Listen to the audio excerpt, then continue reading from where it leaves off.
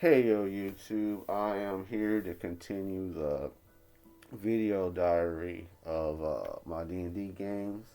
Last I left off, we were finishing off clearing out some goblin tunnels, found a water passage, and we sent a halfling through to get through the see if there was an opening. Turns out there was. We did had to get through like three swim check rolls to get through it. Uh, on the other side, pretty much more of the same, except for now there was hobgoblins and bugbears. Uh, Both here and also, I want to say the fight before, maybe even the fight before that, we ended up getting like two or three people alive. Uh, we convinced the other party or certain members of the other party to take them back and question them because I, because none of us knew Goblin. Um, I remember Nina like maybe on it might have not been one of the prisoners, it might have been a dead body, but she like told the party to put some kind of spell on them or do something in particular, and they were like, "Yeah, we know or we remember." And Nina turned around to somebody and was like, "No, they didn't remember." And the person they said that to was like, "They seem confident. Why would you say that?"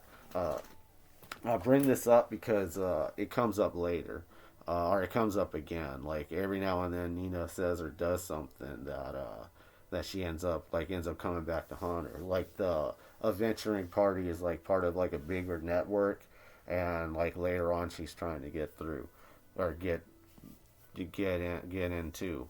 Um, we end up spending a few days in these tunnels, fighting off more of the goblinoids. End up seeing some more of the lycanthrope wild dogs and even some of the little Ouija Mac toads. None of them seem to be working together except for the goblinoids. Um, Backtrack, go different routes, go all through this. Eventually, we end up finding this structure. Is what the initially I kept on calling it a tower, but the DM keeps wording it as a structure. Uh, I want to say or I know we fought off a group in front of it. For whatever reason, they weren't entering it. Uh, we get inside, I want to say pretty easily. And inside, there's a hall, and there's paintings throughout it. And each painting is an individual mimic, and each one represents one of the prides. The first few being the prides of four trees, and then like the other few that we know of, and then there's like an extra six that we've never heard of. Like there's one that looks like a tiger. There's one that looks like a jaguar. Uh, I want to say there's a gladiator dressed up one. I want to say there's even a female looking one. And then at the end of the hall, there's two. There's two, and one looks like uh, a tabby, and the other one looks like I want to say it looks like Beast from Beauty and the Beast. And then there's a door in the middle that has like a tree. Um, we end up like contacting the pilgrimage Wimmick Pride and letting them know that this structure's here. I want to say that night, when all of us are asleep, when all of us fall asleep at the same time, we end up waking up in another place, and I see Tabby Cat, and I ask the DM, "Is he sparkling?"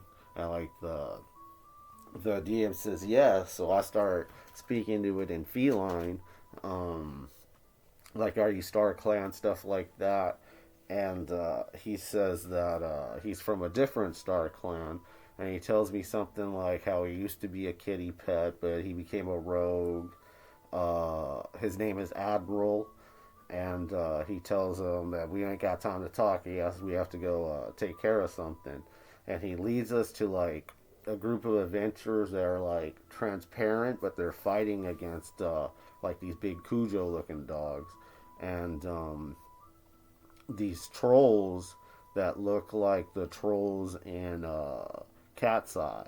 And we also seem like we're shrunken down. Like everything seems big to us.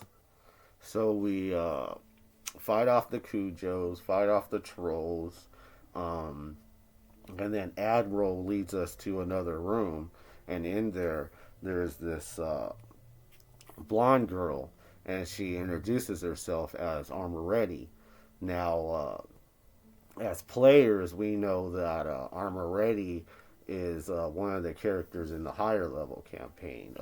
She's like this like psychic girl, and she's believed to be the reason why so many of the outsiders are appearing in that area. They're like she's attracting the wormholes or whatever they are. Um, but like I said, she introduces herself as Armor Ready, and she pretty much tells us that she's surprised at most of us being here. Like she's not surprised about me, and she's not surprised about Rawrite because Rawrite is a feline. But she says something about Nina. Like she's surprised that a daughter of Darko is here, and and like I said, Becca is Becca is a type 3 vampire. And I forgot to mention when we came into this dream, Richter disappeared. Like, like he just, like, kind of like how they were transparent. That happened to him, except for he disappeared. Because the player hasn't been around. He missed a handful of sessions. He may or may not come back, and this is how we wrote him out for a little bit.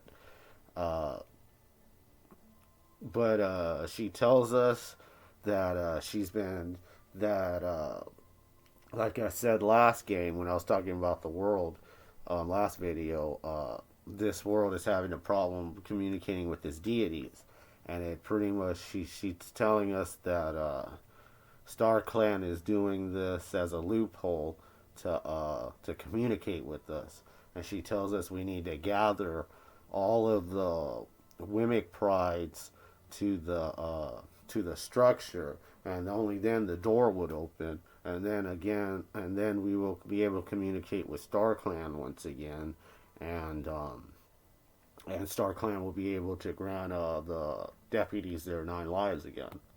Um, and we question her a little more, but I want to say that's the basic notes of what she told us. I don't think at the time she told us any more real information. So then we end up waking up, and when we wake up, like everyone around us is freaking out. Like they said, we went into some kind of a dream walk or something like that. Like all of us went like transparent, like the group in the dream work. And they said like we were there for like a week, like or a few days. Like it wasn't a night that we were in this dream state. So we let the Wimmicks and the people around us know what we were told about Armor Ready, and that we're supposed to gather up the Wimmick prides. Um, I want to say after that we went back to. No, I want to say that yeah, we went back to.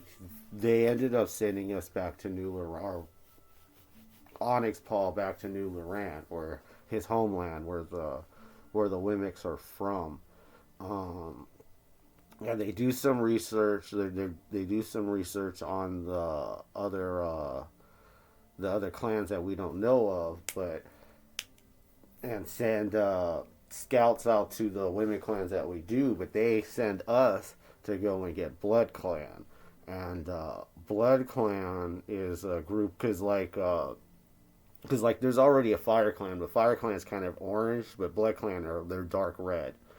And whenever the Wimmicks align themselves into the New Loran Confederation, or the Limits of Four Trees, Blood Clan rejected it, and they they left, and they ended up settling some ways away.